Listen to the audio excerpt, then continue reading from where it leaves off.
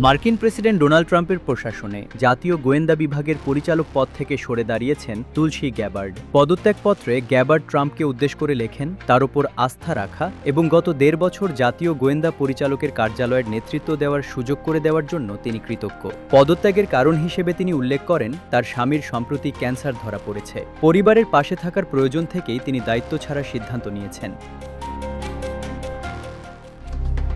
ট্রাম্পও তার সামাজিক যোগাযোগ মাধ্যম ট্রুথ সোশ্যালে দেওয়া এক পোস্টে গ্যাবার্ডের পদত্যাগের বিষয়টি নিশ্চিত করেন। তিনি লেখেন, তুলসী অত্যন্ত দক্ষতার সঙ্গে দায়িত্ব পালন করেছেন, আমরা তাকে মিস করব।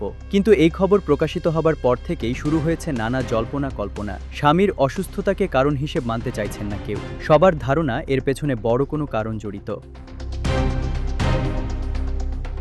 ২০২৪ সালে রিপাবলিকান পার্টিতে যোগ দেন গ্যাবার্ড এবং চলতি নির্বাচনে ট্রাম্পের প্রচারাভিযানেও সক্রিয়ভাবে অংশ নেন। রাশিয়া ইউক্রেন যুদ্ধের সময় ইউক্রেনকে যুক্তরাষ্ট্রের সহায়তার বিরোধিতাও করেছিলেন তিনি। তুলসীর বাবা মাইক গ্যাবার্ডও একজন রাজনীতিবিদ ছিলেন। তিনি রিপাবলিকান দল ছেড়ে পরে ডেমোক্র্যাট দলে যোগ দেন এবং সিনেটর হিসেবেও দায়িত্ব পালন করেন। তুলসী গ্যাবার্ডের পদত্যাগের কারণে ট্রাম্প জানান, ন্যাশনাল ইন্টেলিজেন্সের principal deputy director Aaron Lucas ভারপ্রাপ্ত কর্মকর্তা হিসেবে দায়িত্ব পালন করবেন।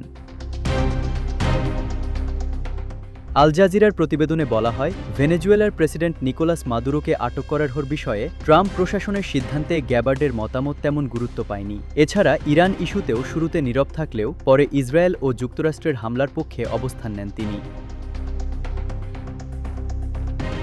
এদিকে বিষয়টির সঙ্গে পরিচিত একটি সূত্র দাবি করেছে, গ্যাবার্ডকে হোয়াইট হাউস কার্যত পদত্যাগে বাধ্য করেছে।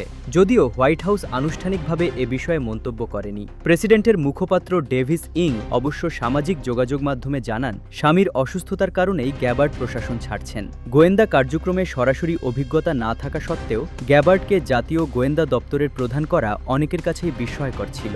২০২০ সালে তিনি প্রগতিশীল এজেন্ডা এবং বিদেশি যুদ্ধে যুক্তরাষ্ট্রের জড়িত থাকার বিরোধিতা নিয়ে প্রেসিডেন্ট নির্বাচনে লড়েছিলেন। মার্কিন কংগ্রেসের প্রথম হিন্দু সদস্য হিসেবে তিনি ভগবদ্গীতার ওপর হাত রেখে শপথ নিয়েছিলেন। একই সঙ্গে তিনি ছিলেন কংগ্রেসের নির্বাচিত প্রথম আমেরিকান সামোয়ান।